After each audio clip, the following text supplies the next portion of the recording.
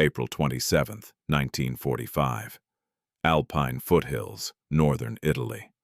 The morphine had worn off 2 hours ago. Major Karl Schnell lay on a stretcher improvised from a tent canvas, his left leg shattered below the knee, bone fragments grinding with each shallow breath. Around him, the remnants of the 90th Panzer Grenadier Division stumbled through mountain passes, ghost soldiers of a ghost army. The Reich that had promised to last 1,000 years had 8 days left. Schnell knew this. Everyone knew this. Yet knowledge and acceptance remained separated by a chasm wider than any battlefield. He had taken the wound during the final, pointless engagement near Brescia. A mortar round, American, probably, had caught him in the open as he attempted to organize a retreat that everyone understood was merely delaying the inevitable. The blast had thrown him backward into a drainage ditch.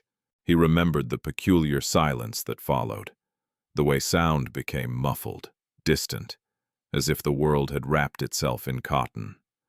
Then the pain arrived, a white-hot wire tightening around his calf, contracting, burning through nerve and tissue.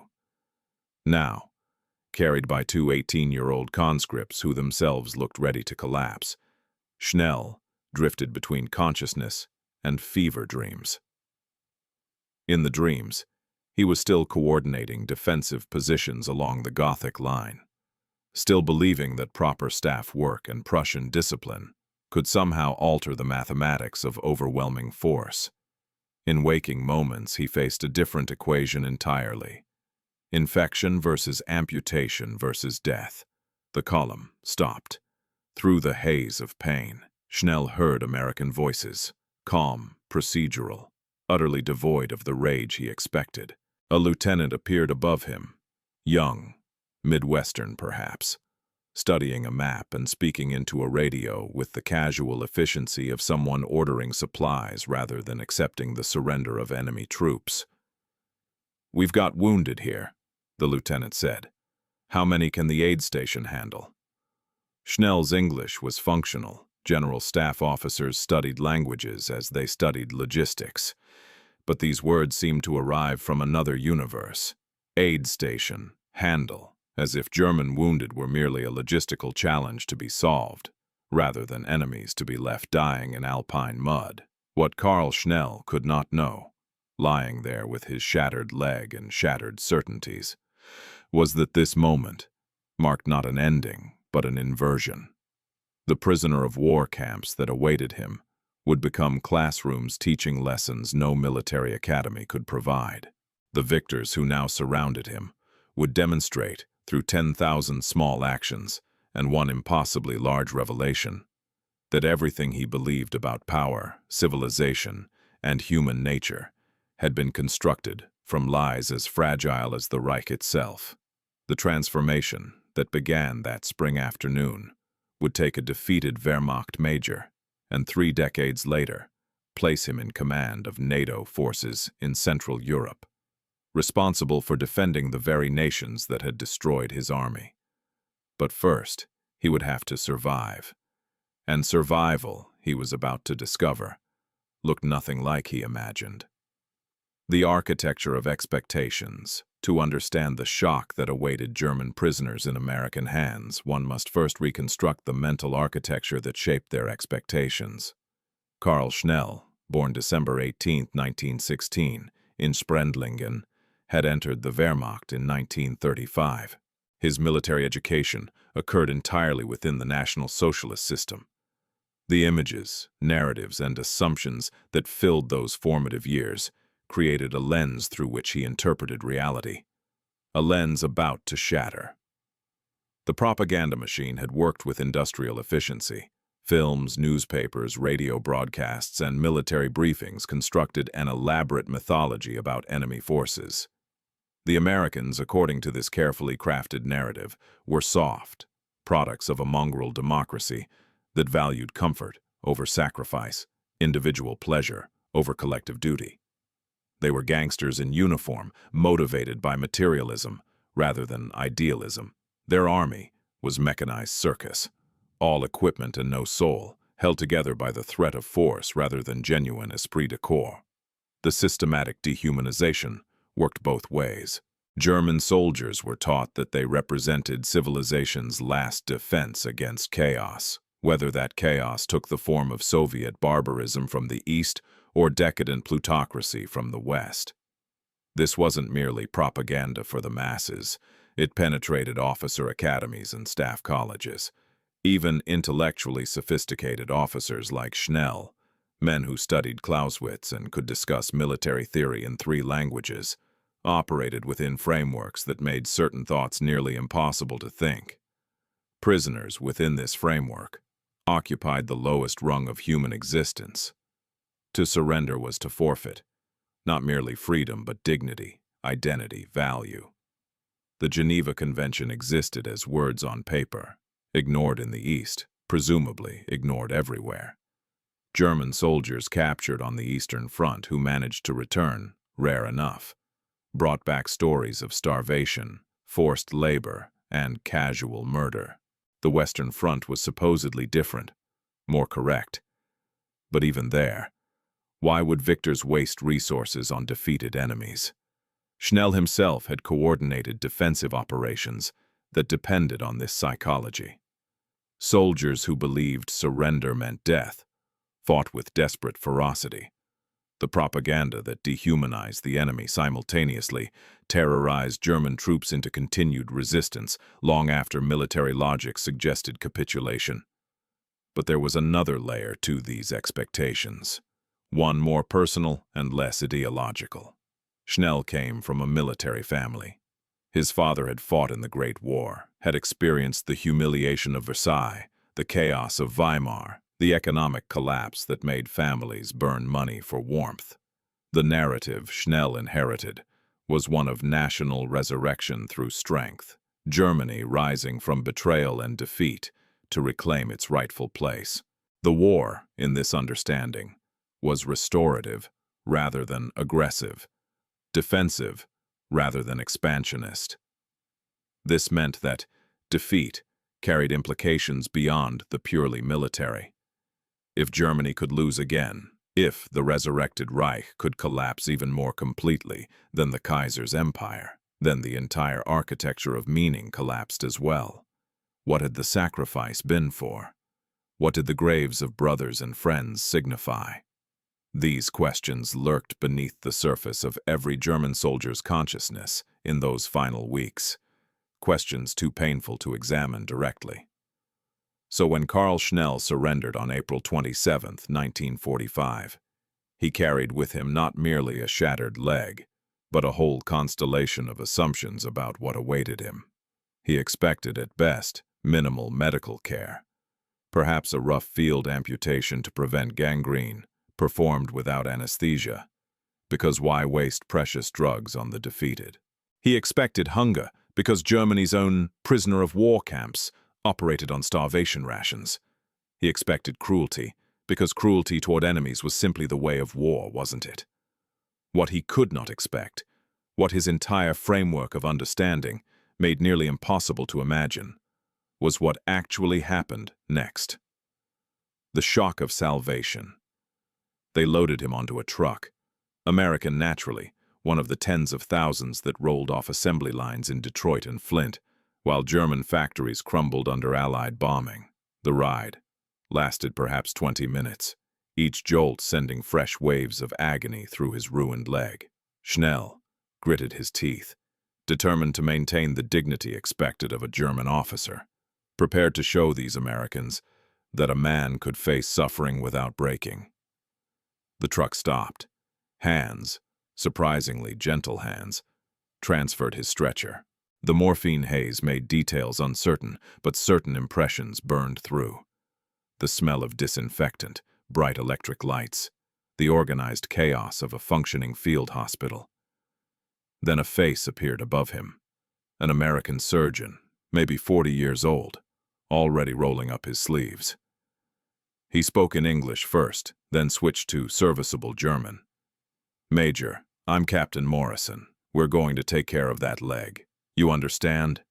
You're going into surgery now. Not tomorrow, not next week. Now." Schnell stared. The words made sense individually, but not as a coherent statement. Now. Surgery now. He was a German officer, an enemy, a prisoner. There were certainly American wounded who needed. But your own men, Schnell managed in English. The line. Morrison's expression suggested he'd heard this particular confusion before. There is no line, Major. You're wounded. We treat wounded. That's how this works. An orderly was already cutting away what remained of Schnell's trousers. Another preparing an injection. The morphine hit his system like a warm wave, but even as consciousness began to slip, the disbelief remained. No waiting. No triage that placed enemy wounded at the bottom of an endless queue. Just immediate, professional medical care, delivered as if nationality meant nothing, as if the Hippocratic Oath actually governed behavior, even in war. The surgery took 4 hours. Morrison and his team worked with the same focused intensity they would have brought to saving an American general. They removed bone fragments, repaired torn tissue, installed a metal plate to stabilize what remained of the fibula. They used real anesthesia, not the crude field expedients of desperate armies, but pharmaceutical-grade drugs from vast stockpiles. They monitored his vital signs with expensive equipment. They used antibiotics, penicillin, that miracle drug that German forces could barely obtain even for their own troops, with what seemed like casual abundance. When Schnell woke in the recovery tent, his first coherent thought was that he'd died and this was some peculiar afterlife. His leg, still present, still attached, throbbed with the deep ache of healing rather than the sharp agony of active destruction. Clean bandages, expertly wrapped, covered the surgical site. An IV dripped clear fluid into his arm, saline, glucose, nutrients. Above him, electric lights powered by American generators created an island of brightness against the Italian night. The wounded around him told their own story. German soldiers, yes, men from his division and others, men who'd been trying to kill Americans just days ago. But also American casualties arranged without apparent segregation, receiving identical care. A corporal from Iowa lay 3 beds down, his chest wrapped in bandages, trading cigarettes with a German private who'd lost an arm. The scene made no sense within any framework Schnell possessed for understanding war. A medic appeared, impossibly young, couldn't have been more than 19, carrying a tray with soup, bread, and weak coffee. Real food, hot, served as if Schnell were a patient in a civilian hospital, rather than a defeated enemy soldier. "How are you feeling, sir?" the medic asked in careful German. His accent suggested he'd learned the language from family rather than military manuals. Pennsylvania Dutch heritage, perhaps. Schnell managed a weak nod, unable to articulate the cognitive dissonance flooding through him. The medic smiled, adjusted the IV, and moved on to the next bed. An American sergeant with a head wound who received exactly the same attention, the same courtesy, the same care. That first night set a pattern that would repeat throughout his captivity. The systematic demolition of expectations. Each assumption, carefully constructed by propaganda and ideology, met reality and shattered. The process was not gentle. Mental frameworks don't collapse without pain. Every act of unexpected humanity forced Schnell to question, not merely what he'd been told about Americans, but what he'd believed about human nature, about civilization, about the very structure of reality. By dawn, fever had set in, not from infection but from the psychological shock of cognitive dissonance. His body temperature rose as his mind struggled to reconcile what he observed with what he'd been taught to expect. The American medical staff treated the fever with the same professional competence they'd brought to his shattered leg, apparently unaware that they were treating symptoms of a much deeper disruption, the fever that comes when certainty dies. The prison camp university. They transferred him 2 weeks later, once Morrison deemed him stable enough to travel. The destination was a POW camp in southern France. one of dozens established to process the hundreds of thousands of German soldiers who'd surrendered as the Reich collapsed. Schnell traveled by hospital train, his leg immobilized in a proper cast, his mind still reeling from the initial shock of competent medical care. The camp itself occupied former barracks near Marseille. As the truck carrying new prisoners approached, Schnell observed the perimeter: wire fences, guard towers, armed sentries. This, at least, matched expectations. A prison was a prison. Now surely the facade would drop. Now the real treatment would begin. What began instead was an education. The first lesson arrived with dinner that evening. Prisoners formed lines. Orderly lines managed by American MPs who seemed more concerned with efficient flow than with intimidation.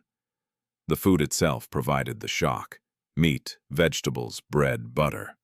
Not scraps or slops, but actual meals, portioned generously, served on metal trays that were washed and reused, rather than the wooden bowls of German imagination. Schnell stood in that line, tray in hand, watching men ahead of him receive food that exceeded in quantity and quality what German civilians were eating. The cognitive dissonance intensified. These Americans were feeding enemy soldiers better than Germany fed its own people. Why? What possible strategic purpose could such extravagance serve? A fellow officer, Major Dietrich, captured near the same time, stood beside him, equally stunned. "They're fattening us up," he muttered, "making us soft before the real interrogation begins." But the interrogation, when it came, proved equally disorienting. An American intelligence officer, speaking fluent German with a slight Austrian accent, sat across a simple table and asked questions about unit dispositions, equipment, tactical doctrine. No threats, no violence, no psychological torture. When Schnell refused to answer certain questions, he was still an officer, still bound by military honor. The interrogator simply nodded and moved on. "We appreciate your cooperation with what you've chosen to share, Major," the man said at the session's conclusion. "You'll be assigned to Barracks 12. There are books there, in German. I understand you read English as well. We have those too. Make yourself comfortable." Comfortable. In a prison camp. The absurdity would have been laughable if it weren't so thoroughly disorienting. The barracks themselves reinforced the pattern. Proper bunks with mattresses and blankets, stoves for heating, adequate sanitation, access to showers with hot water, irregular but present. The conditions weren't luxurious, certainly. This was still confinement, still prison. But they met, and in some cases, exceeded Geneva Convention standards with a completeness that suggested the Americans actually cared about such things. What transformed the camp from mere confinement into university, however, wasn't the physical conditions, but the intellectual atmosphere. The Americans, seemingly unconscious of what they were doing, had created an environment where the ideological certainties of National Socialism could not survive contact with observable reality. Books proved the first agent of transformation. The camp library, yes, the camp had a library, contained volumes on politics, economics, history, philosophy. Some were in German, translated before the war. Others in English, available to those with language skills. The Americans placed no restrictions on access. Prisoners could read Marx or Mill, Kant or Dewey, banned authors or approved ones. The very availability of such materials suggested a society confident enough in its own ideas to allow examination of alternatives. Schnell, confined to bed rest while his leg healed, devoured everything. He'd been educated in military academies where certain books were prescribed and others forbidden, where education meant absorbing approved truths rather than examining competing ideas. Now, with nothing but time and a growing hunger to understand what had happened, he read voraciously. The newspapers proved equally illuminating. The Americans distributed Stars and Stripes, their own military newspaper, and didn't bother to censor it. Prisoners could read about political debates in Washington, labor strikes in Detroit, racial tensions in the South. The paper reported American problems with the same matter-of-fact tone it used for victories. This transparency bewildered men raised in a system where newspapers existed solely to reinforce state narratives. More striking still were German-language newspapers, published by Americans for the prisoner of war population, that reported honestly about Germany's collapse. Maps showed the shrinking territory still under Nazi control. Articles described the liberation of concentration camps, Buchenwald, Dachau, Bergen-Belsen. The scale of atrocity documented in careful detail forced confrontations that many prisoners resisted desperately. Propaganda, men muttered. Atrocity propaganda, just like in the last war. But the evidence kept mounting. American officers arranged for documentary films, footage shot by military cameramen as camps were liberated. The images were undeniable, piles of skeletal corpses, survivors barely distinguishable from the dead, industrial facilities for mass murder. Some prisoners walked out of the screenings. Others watched in stunned silence. A few wept. Schnell watched everything. He'd known vaguely about camps for political prisoners and Jews. Every officer knew something, though most cultivated deliberate ignorance. The Eastern Front had been particularly brutal. Rumors circulated about special units, about mass shootings, about things better left unexamined. But the systematic nature, the industrial scale, the sheer inhuman efficiency documented in these films, this exceeded even the worst whispered rumors. The psychological defense that many prisoners employed, we didn't know, became harder to maintain in the face of such evidence. A different truth emerged, more painful. They hadn't wanted to know. Knowing would have required action, and action would have meant betraying the system to which they'd sworn loyalty. So they'd looked away, focused on tactical problems, convinced themselves that duty meant following orders regardless of larger questions. But here, in this prison camp with its well-fed prisoners and uncensored newspapers and undeniable evidence, the luxury of not knowing had been revoked. The democracy of abundance. The second great shock for prisoners came not from deprivation, but from its opposite, the sheer, overwhelming, incomprehensible abundance of American logistics. Schnell, trained as a staff officer, understood logistics. He'd spent years calculating fuel consumption rates, ammunition expenditure, food supplies for divisions on the move. The German military prided itself on efficiency, on doing more with less, on the ability to conduct operations with minimal support. This efficiency, presented as virtue, was actually necessity. Germany simply lacked the resources of its enemies. But nothing in his training prepared Schnell for what he now observed. The prison camp consumed food in quantities that staggered imagination. Daily deliveries of fresh meat, vegetables, bread, dairy products arrived with mechanical regularity. When Schnell calculated the calories being provided to prisoners, 3,000 per day or more, he realized these enemy soldiers were eating better than German troops had eaten even before the war turned desperate. An American supply sergeant, noticing Schnell's interest, explained with obvious pride, "We've got the supply chain down to a science, Major.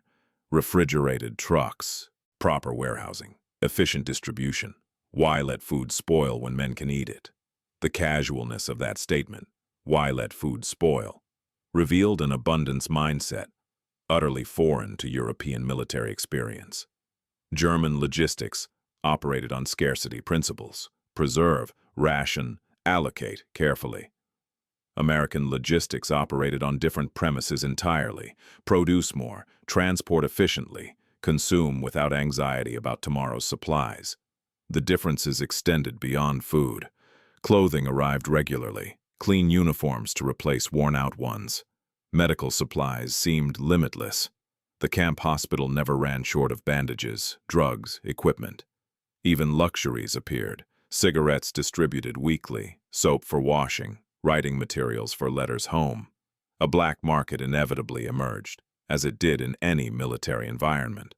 But what prisoners traded revealed more about American abundance than about prisoner ingenuity.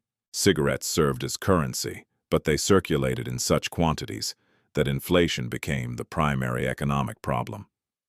Men traded American chocolate, real chocolate, not the ersatz products that German civilians had learned to tolerate, for services and favors. The existence of surplus in a prison camp testified to production capacity beyond anything European armies could match. Schnell found himself calculating, unable to stop his staff officer's mind from analyzing logistics. If America could feed and clothe hundreds of thousands of prisoners at this level, what resources remained for actual military operations? The answer became clear. Effectively unlimited resources. The Americans could simultaneously maintain massive armies in Europe and the Pacific, supply allies across the globe, support civilian populations in liberated territories, and maintain prisoner-of-war camps at standards that exceeded many nations' treatment of their own soldiers. This wasn't merely material abundance. It represented a completely different civilization model. Germany had mobilized for total war by squeezing every possible resource from its population and conquered territories. America had mobilized by converting peacetime production capacity to military purposes while maintaining civilian living standards that remained, by European standards, almost absurdly high. One afternoon, an American officer visited the barracks to discuss repatriation procedures. Captain Jenkins, a lawyer in civilian life, explained the bureaucratic process with patient detail. After the formal briefing, conversation turned casual. Jenkins mentioned his family, wife, 2 children, back in Pennsylvania. "My wife writes that she's frustrated by gas rationing," he said. "She can only fill the car twice a week now." Schnell stared. This American officer, fighting a two-front war against Germany and Japan, complained about his wife being limited to filling the car twice a week. German civilians were eating rats, but American civilians were frustrated by gasoline rationing that still allowed regular automobile use. The psychological impact of such revelations accumulated slowly. Each observation, each piece of evidence, chipped away at the propaganda structure that had explained American weakness. Soft, yes. Americans clearly valued comfort, but that softness rested on productive capacity so enormous that it transformed the equation entirely. A soft nation that could field 50,000 bombers and 10 million soldiers while maintaining civilian automobile culture wasn't weak. It was operating on a different scale of power altogether. The mirror of democracy. The third transformation came not from physical conditions, but from observing how Americans organized themselves. The camp operated with an informality that initially seemed like indiscipline, but gradually revealed itself as something else entirely. A different model of authority based on consent rather than coercion. American guards maintained order without systematic brutality. They enforced rules but didn't seem to derive pleasure from doing so. When prisoners violated regulations, staying past curfew, hoarding supplies, punishment came in the form of additional duties or restricted privileges, not beatings or torture. The proportionality seemed almost legalistic, as if even prisoner-of-war camps operated under rule of law. More striking was how American soldiers interacted with their own officers. Enlisted men saluted, followed orders, maintained military courtesy. But conversation between ranks carried an ease that would have been unthinkable in the Wehrmacht. Officers explained orders rather than simply issuing them. Soldiers asked questions without fear of being charged with insubordination. The hierarchy existed, but didn't crush individuality beneath it. Schnell observed these interactions with growing fascination. The German military operated on Prussian principles. Orders flowed down, obedience flowed up. Questioning authority was tantamount to treason. This system produced certain advantages: quick decision-making, unified action, clear responsibility, but it also required absolute certainty from leaders and absolute trust from followers. When that certainty proved false, when leaders led armies into disaster, the system had no corrective mechanisms. American military organization seemed messier, less efficient, more prone to debate and discussion. But that messiness contained resilience. Soldiers who understood why they were fighting, who'd been educated in democratic principles, who expected explanations rather than blind obedience. These soldiers didn't break when circumstances changed. They adapted. The camp organized prisoner elections for barracks leadership. This detail, seemingly trivial, contained depths of implication. The Americans wanted prisoners to self-govern to the extent possible, to elect representatives who would liaise with camp administration. They trusted enemy soldiers, men who'd been trying to kill them weeks earlier, with democratic processes. Schnell stood for election, was chosen by fellow officers to represent their barracks. The process itself proved educational. Candidates spoke, explaining their qualifications and intentions. Men voted by secret ballot. Results were tabulated publicly. The whole affair mimicked civilian democratic processes in miniature. As a prisoner representative, Schnell attended meetings with American administrators. These sessions revealed the democratic ethos in action. Prisoners could voice complaints, suggest improvements, question policies. The Americans didn't always agree. This was still a prison camp. But they listened. When complaints had merit, changes followed. The process suggested that even captive enemies possessed rights deserving of respect. One particular exchange crystallized the difference. A prisoner complained about food quality, not quantity but taste.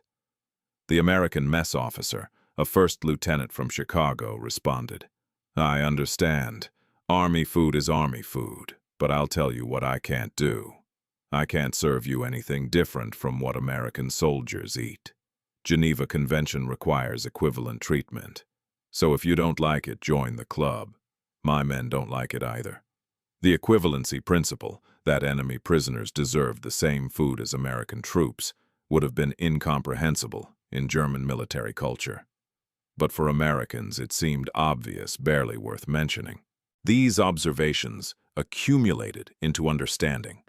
Democracy wasn't merely a political system. It was a social arrangement that permeated everything, that shaped how people related to authority and each other. It produced inefficiencies, yes, endless meetings, debates, consensus building. But it also produced resilience, adaptability, and a social cohesion based on something other than fear. The transformation in Schnell's thinking occurred gradually, resistant, painful. Everything in his training taught that strong leadership required authoritarian clarity. Democratic deliberation seemed weak, indecisive, unable to meet crisis with necessary force. Yet here was America, democratic and indecisive and messy, which had, nevertheless, crushed the most militarized state in European history. The implications extended beyond military matters. If democracy could produce such power, what did that suggest about the Nazi critique of democratic weakness? If abundance could coexist with military strength, what did that suggest about the supposed need for authoritarian efficiency? If treating enemies with dignity didn't prevent victory, what did that suggest about the necessity of brutality? These questions, once formulated, couldn't be unthought. The long education Schnell remained in American custody until 1947. 2 years, 730 days, spent in camps in France and then Germany, as occupation authorities gradually processed hundreds of thousands of prisoners. The time moved slowly, marked by routines that grew familiar. Meals, roll calls, work details, endless waiting. But the time also moved profoundly. These weren't merely years of confinement, but years of transformation, of education, received not through formal instruction, but through daily observation of how victors treated the defeated. The work details proved particularly instructive. Prisoners worked on reconstruction projects, rebuilding roads, clearing rubble, repairing infrastructure destroyed by war. The labor was real, sometimes hard, but managed with attention to safety and reasonable working conditions. German prisoners were paid in camp scrip that could be used to purchase amenities. The Americans seemed to consider productive work a right rather than pure punishment, another aspect of the dignity granted even to defeated enemies. Schnell learned English during these months, advancing from functional to fluent.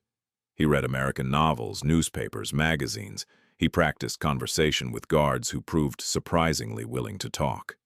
Language acquisition wasn't merely a skill, but a gateway into American thinking. English itself, with its hybrid vocabulary, flexible grammar, capacity for incorporating foreign words, seemed to embody democratic principles linguistically. Letters from home painted a picture of Germany's devastation. His mother wrote about hunger, about desperate poverty, about the chaos of occupation. Yet she also mentioned something unexpected: American aid, food shipments, medical supplies, the Marshall Plan being debated in Washington, that would pour billions into rebuilding Germany and Europe. The victors, it seemed, had no intention of repeating Versailles, of crushing the defeated into economic ruin that would breed future resentment. This generosity bewildered Schnell. By every precedent of European history, Germany deserved vengeful occupation, extraction of reparations, systematic punishment. Instead, America seemed intent on Reconstruction, on creating a prosperous, democratic Germany integrated into Western Europe. Why? What strategic purpose could such generosity serve? The answer, gradually emerging from conversations and observations, involved a worldview fundamentally different from European power politics. Americans seemed to believe, genuinely believe, that democratic prosperity created stability, that prosperous nations didn't become breeding grounds for extremism, that the best defense against future conflict was present investment in peace. This idealism coexisted uncomfortably with American self-interest. They clearly wanted Germany as an ally against Soviet expansion. But even the self-interest operated differently. Instead of subjugation, Americans offered partnership. Instead of extraction, investment. Instead of permanent occupation, they promised eventual sovereignty restored. In 1947, Schnell was released. He returned to a Germany barely recognizable, cities reduced to rubble, economy shattered, society traumatized. He was 31 years old, trained for nothing but war, carrying a bad leg and 2 years of unwanted education about the world. What followed required reinvention. He trained as a bank clerk in Karlsruhe, humble work for a former major, then university, studying economics and political science, earning a doctorate. He rebuilt himself as a civilian, as a Democrat, as someone who understood that Germany's future lay in Western integration rather than militant nationalism. But the military called again. In 1956, as West Germany established the Bundeswehr, his experience proved too valuable to waste. He returned to uniform, this time serving a democratic Germany integrated into NATO. His rise was rapid, major to lieutenant colonel to general. In 1975, the pinnacle, Commander-in-Chief of NATO's Allied Forces Central Europe. The symbolism was extraordinary. A former Wehrmacht officer, once held prisoner by Americans, now commanded American, British, Canadian, and German forces. Former enemies trusted him with their sons. The transformation from prisoner to Allied commander embodied Germany's own transformation from totalitarian aggressor to democratic partner. But this ending began in that Alpine field hospital in April 1945 with an American surgeon who saw a wounded man rather than an enemy, who operated immediately rather than letting him die, who demonstrated through simple professional competence that propaganda had been lying about everything that mattered. Epilogue: The Fever That Heals. Karl Schnell died in 2008 at 91, having witnessed Germany's complete transformation. The nation he'd served as a young officer no longer existed, except in history books. The nation he'd helped defend as a NATO general had become the Europe's economic engine and a model democracy. The transformation seemed miraculous only if you ignored the long, painful process that made it possible. But Schnell's personal transformation began earlier, with a fever in an American field hospital, the fever that comes when certainty dies, when carefully constructed worldviews collapse under the weight of observable reality. That fever, more than any re-education program, more than any political lecture, accomplished what propaganda never could. It forced a fundamental re-examination of assumptions. The Americans who saved his life probably never knew what they'd really done. Captain Morrison, the surgeon, was simply doing his job, treating wounded according to medical ethics, regardless of nationality. The medics, the guards, the supply sergeants, the camp administrators, they were all just following procedures, applying rules, doing their duty as they understood it. But those ordinary actions, repeated 10,000 times across hundreds of camps, taught lessons that no propaganda could counter. They demonstrated that democracy wasn't weakness but a different kind of strength, that abundance came from productivity rather than conquest, that treating enemies with dignity didn't prevent victory, that people could be organized through consent rather than coercion. That civilization meant something more than military power. Karl Schnell learned these lessons slowly, painfully, resistant every step. The mental frameworks constructed over 30 years don't collapse easily. But reality has a persistence that ideology cannot match. When expectations meet contradictory evidence repeatedly, minds change, not through persuasion, but through accumulated weight of observable fact. The story contains no simple moral, no easy lesson about good and evil.